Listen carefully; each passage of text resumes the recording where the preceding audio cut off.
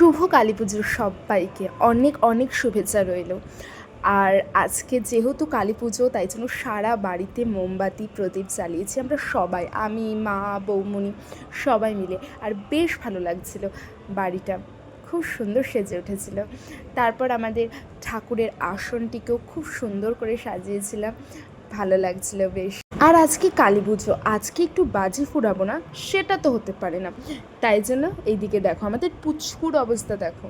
ও একটু ভয় পাচ্ছিলো, তারপরে ওর মা নিয়ে রং মশাল জ্বালালো ওকে নিয়ে। আর এইদিকে দেখো চারিদিকটা কত সুন্দর লাগছিল, আলোতে পুরো সেজে উঠেছিল। আমি উপোস করেছিলাম বলে মায়ের মন্দিরে চলে গেছিলাম পুজো দিতে।